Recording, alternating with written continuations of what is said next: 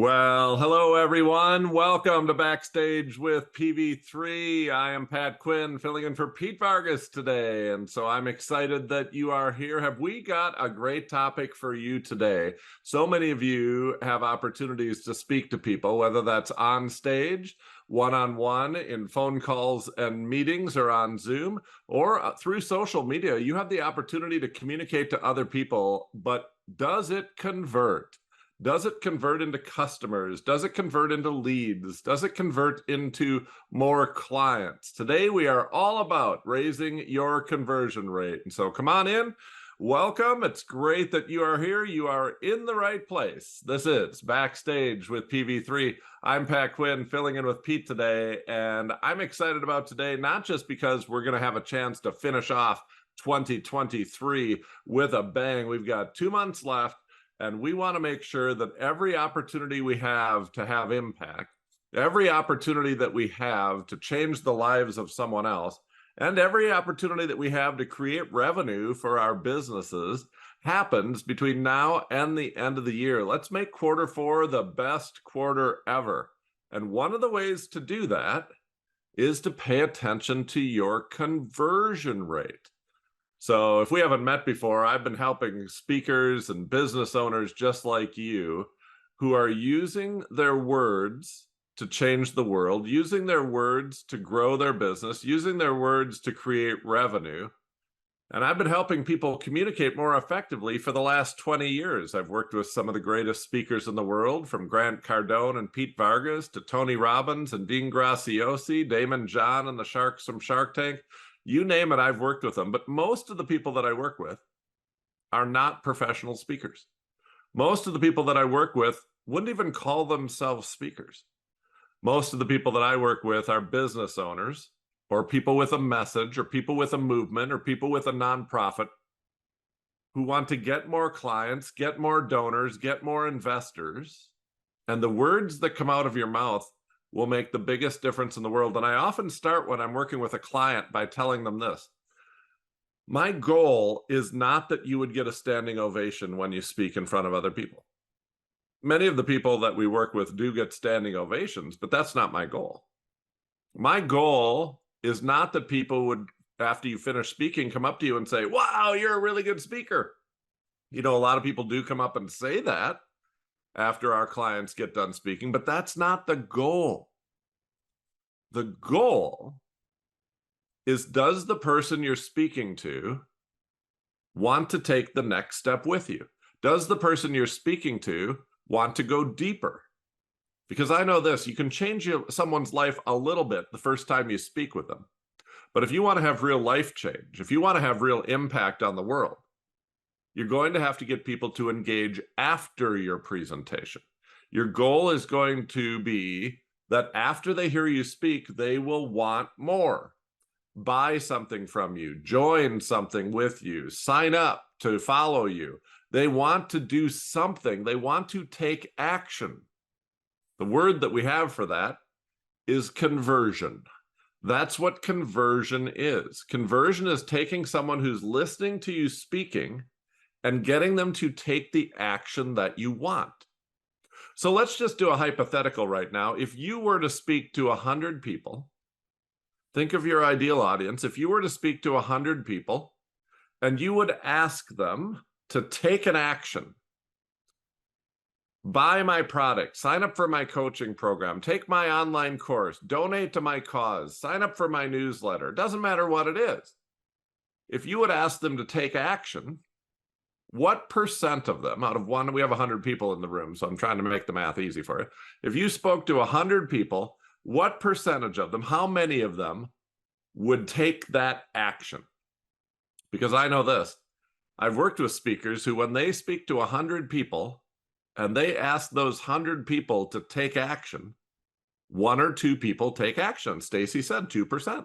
Yvette said 2%. Owen said 1%. But I also know people who, when they ask their audience, their ideal audience, to take action, they can get 30%, 50%. Some people get 80% of the audience to take that action. Well, what's the difference? Well, there's lots of variables here. Does it cost anything to take that action? Obviously, if I ask you to do something free, more people are going to do it than if I ask you to do something that costs $10,000. So that certainly will affect your conversion rate. But whatever it is that you're offering, I want you to know that that number, that conversion rate, how many people out of 100 will say yes, that number can go up. And here's the good news. You don't have to make massive change for that number to go up. There are small changes that anyone can make that will cause their conversion rate to go up. And today, we're going to focus on 3 specific areas that we want your conversion rate to go up in. The first area we're going to focus on is when you are in front of a group of people. We often call that stages. Whether it's a physical stage that you're in the room with people, maybe you're in a room and there's 30 people sitting in chairs. Or maybe you're in a room and there's 12 people around a table. Or maybe you get to speak at a big conference and there's 100 people in the room. That's a stage. Also online. Today I'm on a stage and there's hundreds of people watching. And on Zoom, you're often on a stage in a group full of people. Or you might do a webinar. That would be a stage. Okay, that's the first area we're going to look at. When you're speaking one to many, when you're speaking to a group of people, what are things you can do to increase your conversion rate? Then we're going to switch gears a little bit and talk about one-to-one conversations. Because oftentimes our call to action on stage is going to be to schedule a conversation with me. Schedule a call, schedule an appointment, schedule an assessment. I'd like to talk to you about the results of your assessment. How are you converting in your one-on-one conversations? Let's say this week you had 10 calls with prospective clients. 10 people who'd gotten on your calendar, they'd hit the link and they'd scheduled a 30-minute call. And your job is to talk in these 30-minute conversations. Your job is to talk these people into buying from you, into buying one of your products. Now, you know the price of your products, whether that's $100, $1,000, or $10,000. Of those 10 conversations, how many do you think you're going to have become customers? That's a conversion rate. And that's a conversion rate that it's really important that we raise as well, because oftentimes we'll use stages to create conversations. And if those conversations aren't turning into clients, what are we doing here? And so we want to make sure you're being effective in your one-on-one conversations. And then we're going to pivot one more time. Well, we're loaded today. Well, we're going to pivot one more time. And before we leave you here today, we're going to talk about increasing your conversion rate on social media. How can you use the power of social media, not just to reach people, but to get them to take action, to get them to actually do what you want them to do? And so those are the 3 areas we're going to look at. Stages, when you're one-to-many, speaking in front of a group. One-to-one conversations, whether that's on the phone, on Zoom, or in person across your desk or at Starbucks. And then social media.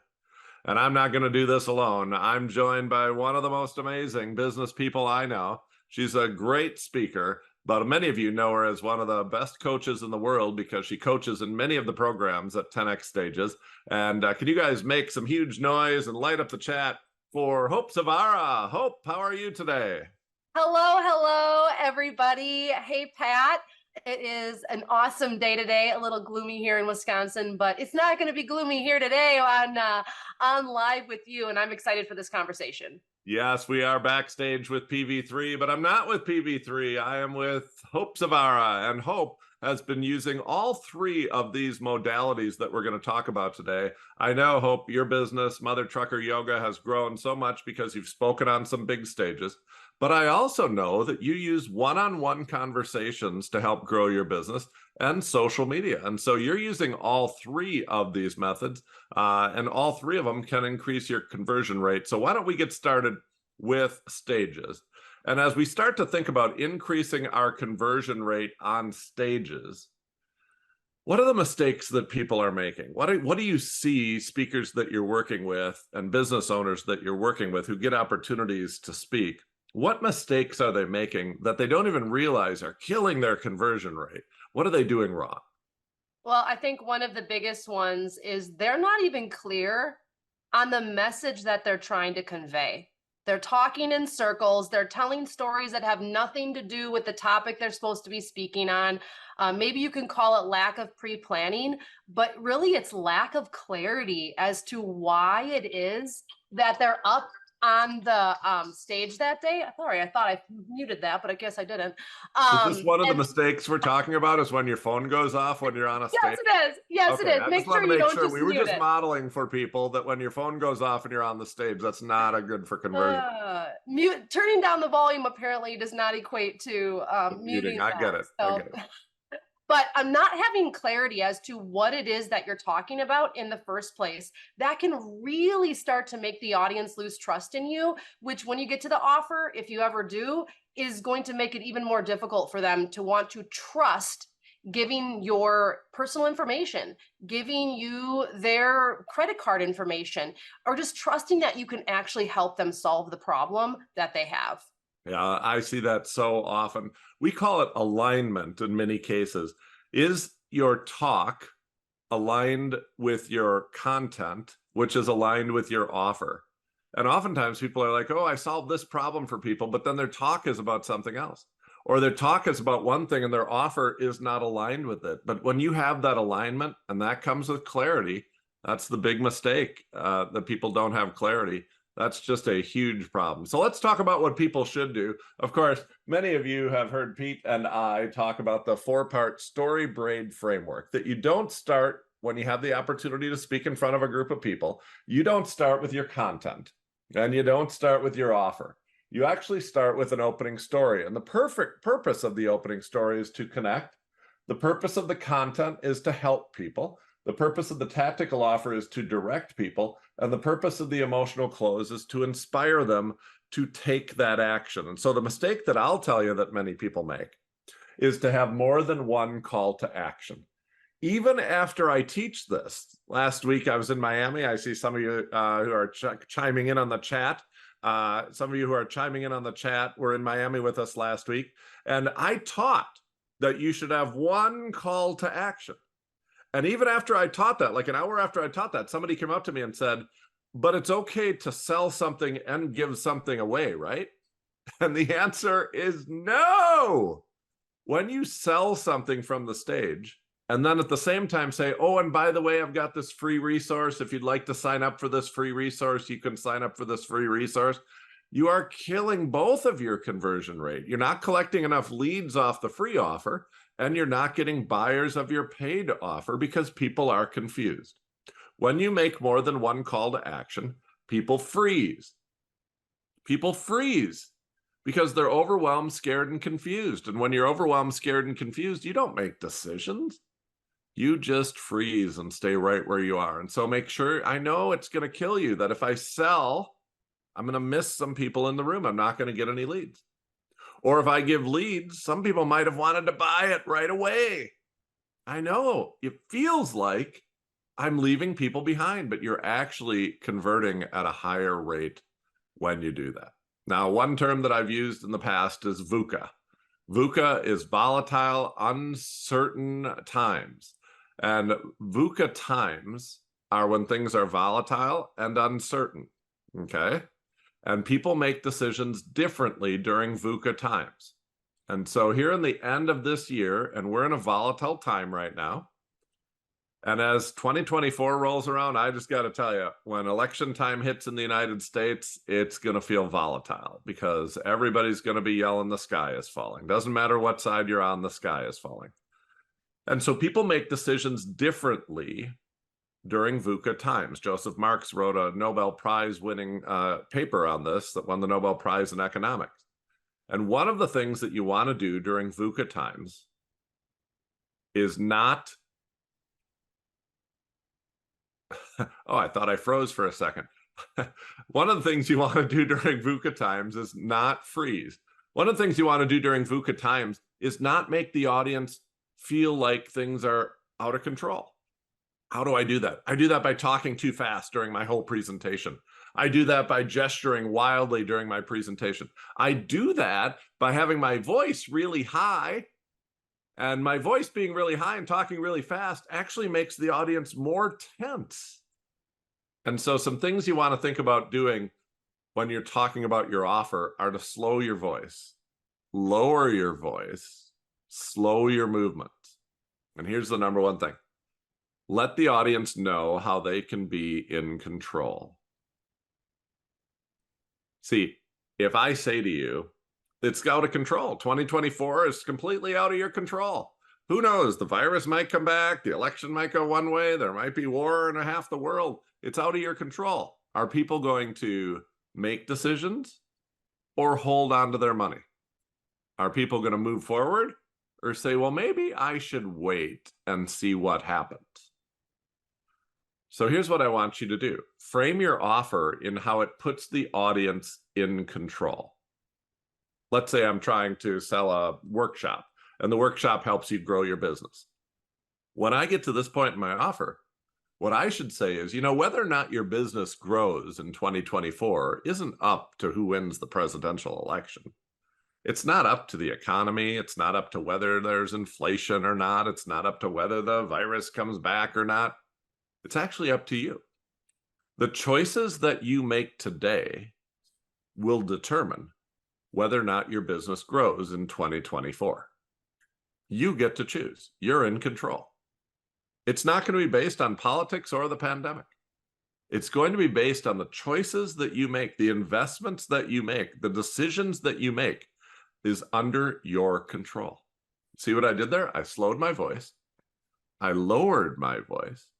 And I put you in control. And I hope you talk to a lot of people. When people feel like they don't control their own health, when people feel like they don't control their own business, it has an effect on whether or not they say yes or no to your offer. Oh, 100%. And when we think about them being in control, it makes me think of looming objections, especially when you're up on stage. And can we go into the next mistake people make? Because this leads right into it beautifully. And so when you're up on stage and you're the speaker, you're in control. And I have a rule. It's the person that gets to the objection and acknowledges it first that wins. And too many speakers allow the audience to form objections as to why what the speaker is talking about isn't for them. And they never acknowledge it. A great place to overcome objections is in your opening talk. If you know that people are scared to make a decision because they've been burned in the past, well, part of your story should be how you were burned in the past and how you didn't want to do that to people moving forward in the future in your new business. If it's in the offer part, you should let them know what it isn't and what it is. Get to the objection before they do, and you are in the driver's seat. But let the audience form the objection or possibly even multiples, and there is no coming back from that. Oh, I love this. We were coaching some guys who did stem cell injections into knees. Instead of you getting a knee replacement, they were going to inject stem cells into the knees. And this is something that they're doing to help a lot of people avoid knee replacements and save a lot of recovery time and not have artificial knees. But we built into their opening story like 4 different objections right off the bat, because if they start talking about this and avoid those objections, it's going to pop into everybody's head. So right in their stories, we're like, and the first time I heard about this, I thought to myself, are these guys even doctors? I'm not even sure they're doctors. And I don't want somebody injecting something into my body. And by the way, I heard on the news, this might be like aborted babies or something. Like we brought them up. We brought them up because we knew people were thinking about them. And they had the chance in their opening story right up here. Don't wait to overcome objections here, or like most people do, make the offer, walk out of the room, and then find out later people had objections. Or take Q&A and get them here. Do it early. I love your rule. The person who gets to the objection first is the one who's going to win this. And so put those objections right in your opening story or early in your content. You can say things like, I know many of you might be thinking, or I know I thought, or some of our customers ask. And so there's lots of ways to bring these up, but it's an important thing to do. Any other mistakes people make when they're on stage? The other part is down in the tactical part, the offer part is not giving clear direction. Now, full disclosure, when I started like really speaking on stages, I was in the fitness yoga world. And one of my first stages, I didn't realize I never told people what to do with the contact cards. And I was chasing people down the hallway. They were stuffing them in their purses, putting them in their backpacks. I never told them once they filled out the card to leave it at the table, to give them to me or my assistant at the back of the room, whatever it is. And so never underestimate the value of clear instruction. What is it that they're supposed to do to take advantage of this offer? For the more analytical, tactical people, that might not be difficult. But if you're like me and you're more of an emotional buyer, it's kind of like, you're going to feel great. You're going to love this. It's going to be a great thing. And they're like, oh yeah, how do I get that? It's the person that really balances out both of those. So what are the clear next steps for them to take advantage of the offer? If you're online, make sure, where is the link? Don't just say click the link. Don't put a link up on the slide. People are going to try to click that. They're not going to know what to do. Drop it in the chat. Remind them over and over again. Tell them what's going to happen. A box is going to pop up. You're going to type in your first and last name, and then you're going to get an email. Why? Because I know once people enter that, they're like, then what, nothing happened. Oh, because an email is going to come. It could take up to 5 minutes. Check your spam. Oh, I'm trying to make sure they have clear order of operations so that they feel successful in the sale or in the purchase or whatever it is that you're offering that day, that they know what's going to happen next. I love that. I'm going to throw in one more for the stage people, and then we're going to transition into one-to-one conversations. But here's a big one for stages. I don't know if Pete's going to even know that I taught this, because this is the stuff we usually only pull out for the VIP clients, Hope. And that is this: when you're teaching your content, when you're actually helping people, make what you are teaching a mix of simple and complicated. So there's two types of speakers, really. I would probably lean toward the simple. I break things down and I make them very, very, very simple. I make it step by step, and everybody in the room when I finish speaking says, I can do that. But that doesn't always help my conversion rate, because if I make it too simple, you're going to walk away thinking I can do that on my own. I don't actually have to work with you. There are other speakers who lean much more toward complicated. They're experts, and maybe that's you. Maybe you're somebody who is so deep into the weeds of your area of expertise that you have trouble speaking in customer language, that you have trouble simplifying it. You have trouble breaking it down into steps. And if that's you, you have a very complicated presentation. It sounds very complicated, and the audience never believes they can do it. They just walk away being like, whoa, that person's really smart, but I don't understand half of what they said. So here's what's wrong with being either one of those. And by the way, I'd love if you're playing along in the chat, type in a comment. Do you lean more toward teaching really simple, or do you lean more toward teaching really complicated? Simple or complicated? Everybody listening right now can name one of those two. Here's the problem with being one of those two. If you're all simple, the audience thinks I can do this alone, and they don't buy from you. If you're too complicated, the audience thinks I can't do this, and so they never buy from you. It is the speaker, the business owner, who does both, who has some things that are simple. Oh, here's something that's really simple. Only have one call to action. And some things that are complicated. Have an opening story that includes your journey, the transformation, connects with the customer around the problem, and lists the top 3 objections as part of the story. That's really hard. Like, it's simple and it's complicated. Why do you need both? You need both because the simple lets the audience know you can do it. And the complicated lets the audience know you shouldn't try to do it on your own. You should get some help. And I'm the perfect person to help you. That is master level content teaching. When you're thinking about your content, asking what are the simple things I'm asking the audience to do? And what are the complicated things that I'm asking the audience to do? And you know, when I'm working with some of the greatest speakers in the world, we're analyzing their content. And oftentimes we come out and say, it's not converting where it could be because you've made it too simple, or it's not converting like it could be because you've made it too complicated. We need to balance this. And everybody is naturally one or the other. I love the fact that you typed in and you commented which one you thought you were. Balance yourself out. If you lean toward complicated, add some simple steps.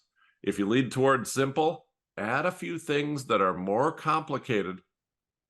And here's 3 words that will make any strategy more complicated. When implemented correctly. When implemented correctly. Like I could give you a very simple tip. Like when you speak, you should have your name on the screen. Like my name is right over here on the screen. And I could say, but then I could add to that, when you put your name on the screen, when that's implemented correctly, it can increase your conversion rate. And now everybody's like, what's the right way to put it on the screen? Is there a wrong way to put it on the screen? He never told us the right way to put it on the screen. I better call him and find out the right way to put it on the screen. Can you help me put my name on the screen the right way? Like it changes everything when you add those words, when implemented correctly. And so on stage, whether that's a stage of 12 people in a boardroom or 1,200 people in a hotel ballroom, conversion matters. And the last strategy I'll give you there is to keep track of your numbers. Every time you have the opportunity to speak, you should, now I'm old, I would keep this on a yellow legal pad. Hope is young, she would keep this on a database, an Excel database or a Google Sheet. But whether you do it online or on a piece of paper, write down how many people were actually in the room and how many people took action. Do a little division, and that's your conversion rate. And then you'll know, I converted at 12%. And then the next time you speak, you could make some changes, and you can say, hey, I converted at 8%. Those were bad changes. And then you can change back and make some other changes, and then you'll convert at 20%. You'll be like, those were good changes. But if you don't keep track of your numbers, you don't know that. So keep track of your numbers every time you're on stage, and you will start to figure out your conversion rate. And that will help your business grow through the use of stages. And so that is stages. While we're on the topic, I might as well just tell you that today we would love to give you a copy of our book, Using Stages to Grow Your Business.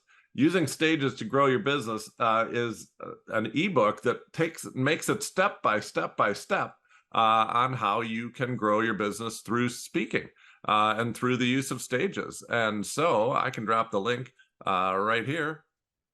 And there you go. It's already in there. How about that? How to grow your using stages to grow your business is just a great book if you're interested in learning more about that. But now Hope and I are going to pivot and talk about another setting, which is the one-on-one conversation. So many people are scheduling calls. Sometimes that's our call to action. Our tactical call to action is to schedule a call. Sometimes the call to action is to schedule an appointment. Come on in for an appointment.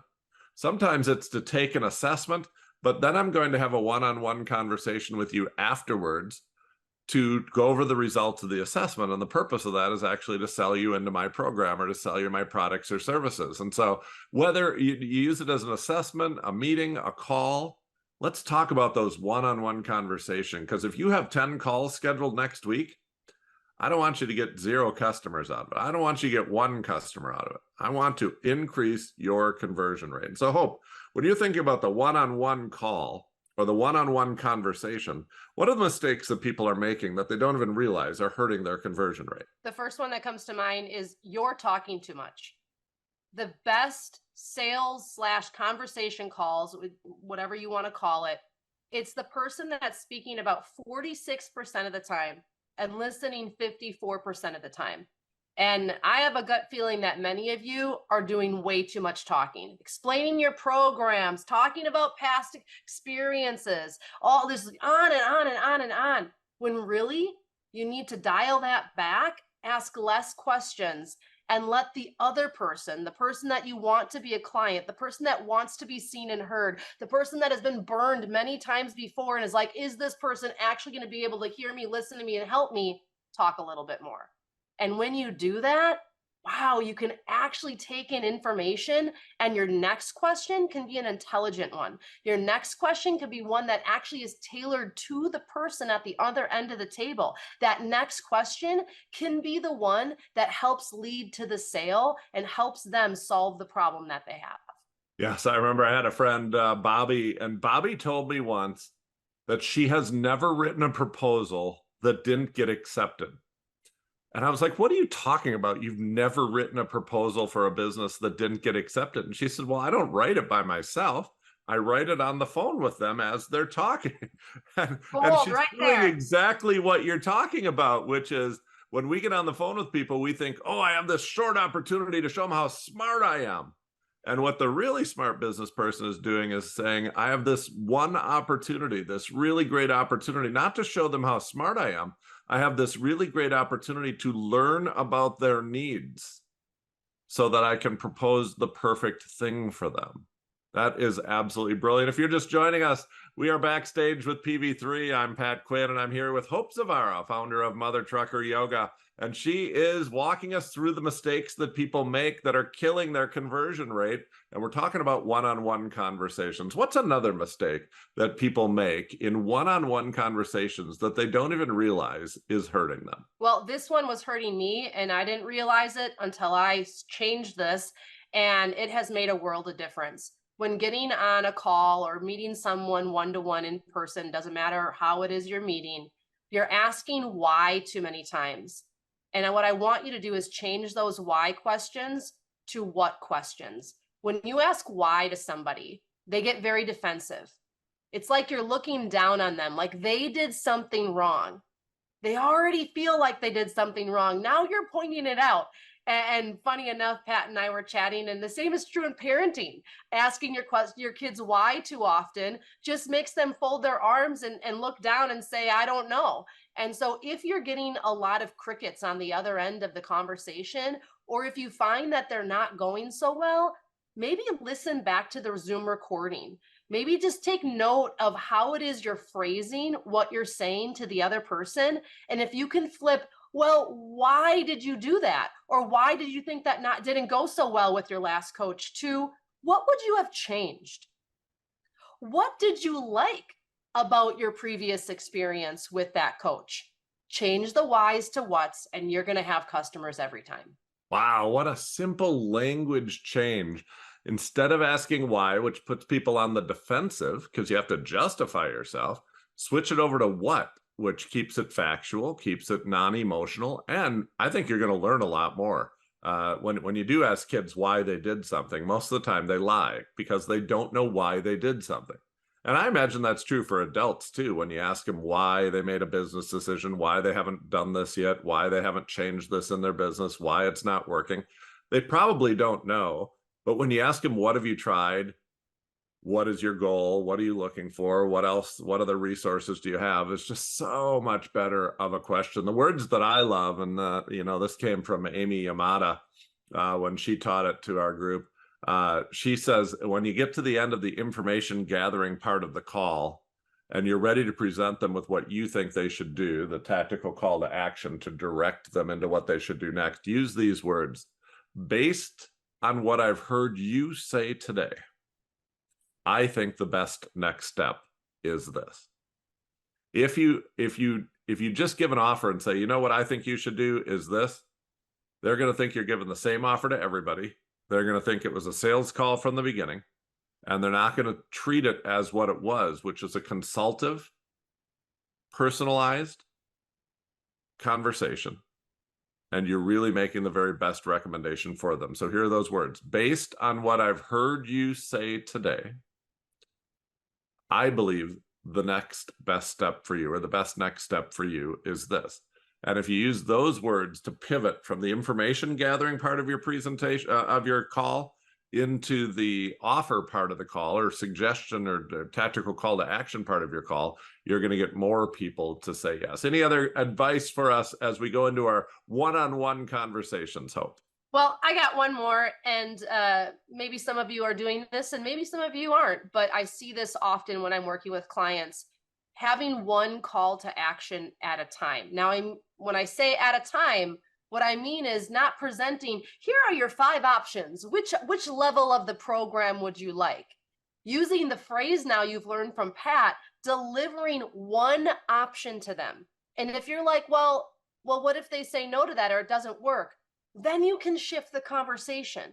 But when you give them options, you paralyze them. It's so difficult for them to have to make it. Well, now I'm supposed to figure this out. It was hard enough deciding if I should get on the call with you. Now I got to figure this out on my own. I have no idea. Oh, how do I know if that's going to be a better price? Do I have the time to do this? No. It is your job as the expert to pick the best product or program for them. When I am on calls with trucking companies, the owners, the HR department, the safety managers, it is my role. I am the expert to say, this is the package for you. These are the services that would best help you meet your needs are X, Y, and Z based on our conversation. I am creating that. I am the one that they're consulting. I should not have to leave that up to them. Otherwise, I give my power away. I give my expertise level to them, and I've just lowered myself down below the customer. And that is not something that you want to do. Awesome. And so we're talking about one-on-one conversations. And a great call to action in your stage presentations for many of you is to book a call or to book an appointment, to book a consultation, to take an assessment, and then I'll go over the results with you on the assessment. That's great for webinars. We love that as a method on webinars. It's great when you're in the room with the people. And then it only works, though, if you're converting on those calls. And so you want to make sure that you're not making the mistake of talking too much, that you are not making the mistake of multiple offers, and that you're using language that lets the audience, that lets the person that you're talking to know that you have been listening. And what you're going to recommend is based on what they have said, not a cookie cutter solution that you're giving to every single person. It is actually based on what they have said. And so everything that we said about speaking on stages applies, plus the stuff for one-on-one conversations. And so I love the one-on-one conversation. Can I just share one more really quick one? This one applies to both. We're backstage with PV3. We're going to allow you one more good one here. One more really quick. So if you are, this works for on stage and in person and social media, which we're going to talk about next. But I want to share this one because some of you may be falling in the trap of this. Using big words and acronyms that your client does not yet understand, and utilizing them in the conversation like they should know what you're talking about. If you want to kill a sale, start using things like BMO, VHI, ABC, LMNOP. Like, they're like, what is this? And you've now made them feel dumb. They're embarrassed to ask what that means. And so make sure if you're going to utilize those terms, when I taught yoga, I had a rule. I'm going to use the scientific word, and I always have to follow it up with layman's term. So if I'm like, your, plantar tendon, that's the bottom of your foot. So if you're going to use big words or you're going to use acronyms, always make sure you follow them up, empower them to know these things, man. And they're going to think, I need to hang out with this person more. I need to work with this person more because I'm learning all these things that no one else has ever taught me. So just a nice little Kung Fu Ninja tip. Okay, you got me. I used the term VUCA before, VUCA. It stands for volatile, uncertain, complex, and ambiguous. Volatile, uncertain. I didn't win the Nobel Prize this year in economics. Somebody else won it. But if I would have won it, I would have written about volatile, uncertain, complex, and ambiguous. Those are VUCA times, and people make decisions differently in VUCA times. And so you want to make sure that you're slowing your pace, not winding them up, not spinning them up into panic, and that you're the calm one. You're the one who's under control. Here's the other, I'll give you one great strategy on VUCA decision-making, and then we'll move on to social media. But when things are changing, like the economy is changing, interest rates are changing, a lot of times we're dealing with customers who are changing. Realtors deal with customers as they change homes. Doctors deal with customers as their health changes. So we're dealing with people who are going through an incredible amount of change.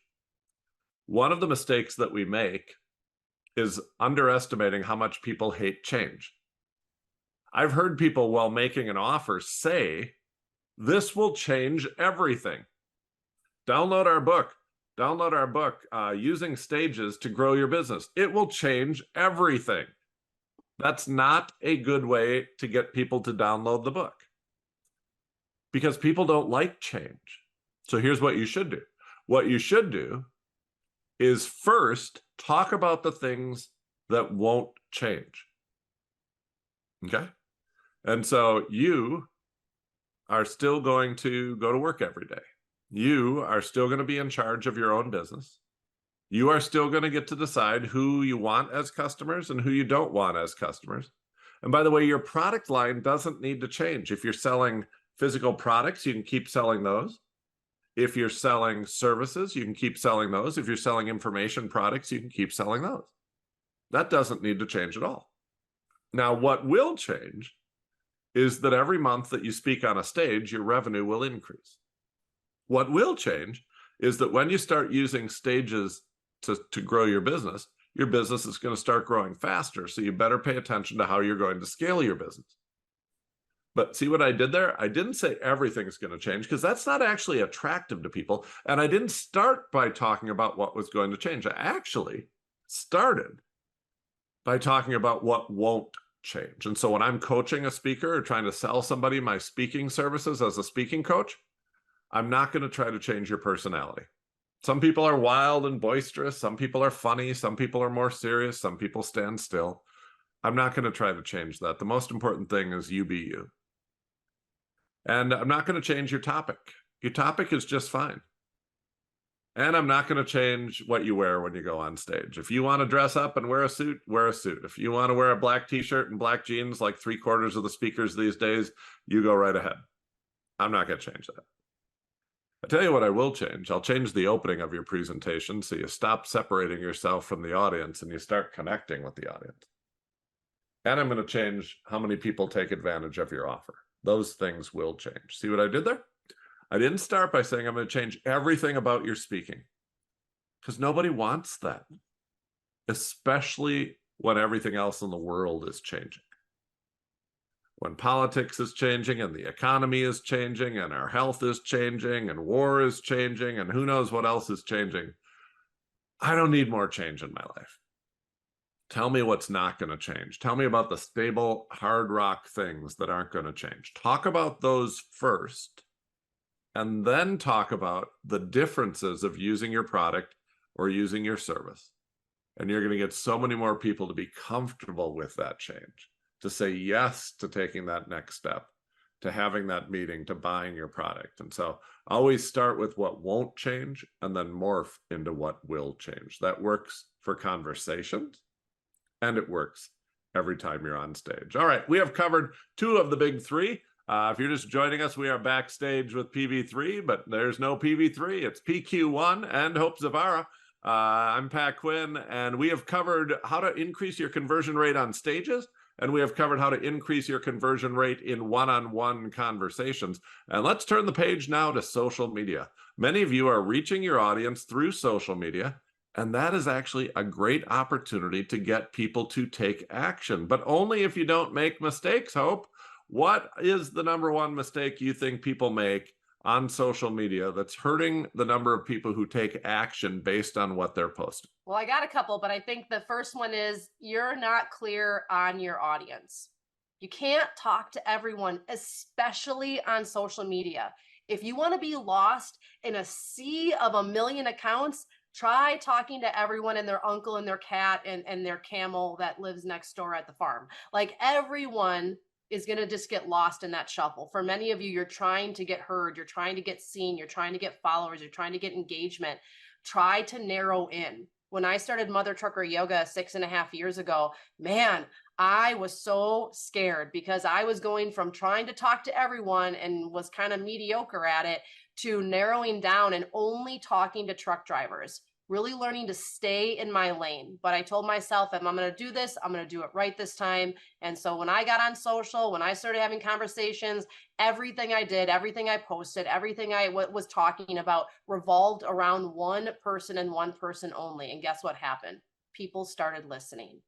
People started sharing. People started engaging. People started buying because they knew who I was talking to, but equally as much, they knew who I wasn't. So even though they weren't a truck driver, a lot of times people would self-identify with the problem that I'm solving. And so they'd be like, I'm not a truck driver, but can you help me? I'm a plumber. I'm not a truck driver. Can you help me? I'm a security guard officer. And guess what got to happen then? I got to decide. I got to decide if I wanted to help them or not. So who is your niche audience? This is a great little practice. If you're here with us live, drop in the chat. What is your niche audience? How far can you niche down and talk to only one type of person? Yeah, it's almost like it's counterintuitive for sure. Because a lot of us want to grow a business that serves lots and lots of people. Like, I want a big audience for this. But if I start speaking to a broad audience, I'll never get a big audience. Mm-hmm. When I start speaking to a narrow audience, a couple of things happen. Conversion through the roof, because the people you're speaking to know that you're speaking to them, but it also grows your audience. It's so counterintuitive. Yep. All right, next one. The next one we want to think about is, well, let's see. I have what to do and what not to do. So I'm going to go over to the what you should do. For many of you, we are influenced by influencers on social media, and we think that is what we want. But if you want to be successful, grow a business, make more money, and truly change the lives of others, you have to decide which bucket you're in. Are you an influencer or are you an entrepreneur? Because an influencer is out there just talking about stuff and loving life and just being like, hey, like this, and yeah, Facebook's gonna pay me, but like I don't really have anything else. Entrepreneurs show up and add value, talk to the audience, and then show them how they can help them off of social media. Influencers, they're on social media with them, and that's it. Maybe they click to their Amazon account and you buy a product off of Amazon, but that's it. Entrepreneurs want a long-term relationship with their audience. So which are you? Are you an entrepreneur or are you an influencer or wannabe influencer? You can't be both. Wow, what a distinction. Everybody kind of has to plant a stake in the ground, but I love the idea that entrepreneurs form these long-term relationships and they add value. They aren't just out there stating opinions. They're adding value to improve the lives in a specific area, often health, wealth, relationships. They're adding value, which separates them from people who are just out there stating opinions and trying to get more followers, trying to raise up some controversy. They're actually adding value and they want long-term relationships. That's a great distinction for anybody here to make. What else you got on social media, Hope? Perfect. And then one last thing with that is once you do establish that, guess what? Your entrepreneur bucket influences. So you end up influencing. It's not who you are, it's what you're doing. There is a difference there, my friend. All right, next one. Next one is you don't plan before you're going to post, which is also one of the reasons why you're not utilizing social media. Because you're like, I don't know what I want to say. I don't know what I want to do. I have a rule. So when you want to do social media, I want you to pick how frequently can you be committed to showing up on social. Because social media is also where people check to see if you are who you say you are. So if all you can do is commit to 1 day a week, well then Mondays it is, or Fitness Fridays it is, or, Workout Wednesdays it is, whatever it is, Business Tuesdays, show up no matter what on that day. And in the beginning of the month, plan out your 4 posts. Bada bing, bada boom, you're done, and you're going to show up strong and you're going to post valuable content. Because the last thing I would want for you to do, this is why these are all connected, is for you to have a possibility of speaking on stage. And that meeting planner to go, I wonder who Pat Quinn is. And he pops on or she pops on social media and they find your account because you got that far. And the last post was from 2009. And they're like, oh, I guess they must not be around anymore. Maybe they're not doing that anymore. And they overlook you as a speaker. And so social media is so many different things to us nowadays, but make sure when you're showing up on social media and when you're posting on social media, just have a little bit of prep time, have a little bit of planning time, mark it down in your calendar, do it once a month or once a week, whatever it is, so you can come out swinging strong. I love it. Most important thing I heard there was to follow through on your commitment. If you want to post daily, that's great. If you say I'm going to post every day, post every day. If you want to post weekly, post every week, but just do it. It is, people are always like, how is trust built? I think I can build trust by doing this. No, the way that you build trust is to continually fulfill on your promises. And so if you're promising that you're going to do Motivational Monday every Monday, be there every Monday. If you're promising people that you're going to post every day at 9 a.m., post every day at 9 a.m. But whatever you promise, follow through on it. Because then later when you say, I'm going to sell you an online course for $2,000 and here is what it will deliver, people will either believe or not believe that promise based on whether you have kept your other promises. And if you haven't kept your other promises, this is going to be a disconnect between your audience and what you want them to do. Any final words of advice for social media, Hope? Yep, I have one last one that's kind of lumped together here. So one is having one clear call to action. So just like on stage, just like one-on-one, you can't be like, find me on YouTube, say yes in the comments below, click this link, show up at my house, let's have coffee at Starbucks. Like, way too confusing. People don't know. So one call to action, and make sure you're asking them to do. Here's what I love. I love saying, comment in the chat below and then tell them what they want. Why am I doing this? Because I want to see who's ready to take the next step with me. It's kind of like a pre-first date. But here's a mistake a lot of people make. They don't engage. They'll like comment back with like an emoji or a thumbs up or be like, cool. No, this is a conversation. So what you want to do is ask a question. Don't just say, that's awesome. Say, wow, how did you get started? Or why do you think that? Or whatever it is. And keep engaging, and then eventually drive that conversation into a DM. Why? Because now I can talk with them one-on-one, and now I can say, you know what? This could go a lot farther if we would hop on a call. Are you free right now? I could give you a call. Or, hey, when are you available? I'd love to talk about this further. Now I'm back to my one-on-one conversation. You see how these are all connected together? Social media is a dead end because you are not looking at it like a conversation. You are looking at it like just somewhere where you talk at people instead of with people. Look at your posts. Are you talking at people, or are you encouraging people to converse with you? Look at your comments. Are you talking at people, or are you wanting to engage with them and converse with them? Because everywhere you go, you are building relationships. You do not need a big following on social media. I don't. But you know what I do have? I have loyal followers, raving fans, and people that buy from me over and over and over again, because I show up. I am who I am. I am who I say I am. I give them one call to action, and I engage with them like I care, because I do. Boom, drop the microphone right there. That simple method. Comment on your social media, but reply to comments with questions. Use the questions to drive to DMs. Use the DMs to drive to phone calls. Now you actually have a purpose. A purpose is to get people on the phone, which will convert. And so, wow, we covered a lot of ground today but it was all about conversion. If you speak in front of a group of people and they love you, but they don't take action, I think we failed. If you have a one-on-one conversation with somebody and they walk away and they're like, that was great, but they don't take any action, I think we failed. And if you post continually on social media and it doesn't drive to anything else, I think we failed. That's why conversion matters. If you want to have a lasting positive impact on this generation and the next, you've got to get people to take action. And that is all about conversion. Today, we talked about it in 3 separate areas: on stage, one-on-one, and in social media. And as a special gift today, we are giving away Using Stages to Grow Your Business, a brand new ebook from the stage whisperer himself, Pete Vargas. And you can download that at 10xstages.com/grow-your-business.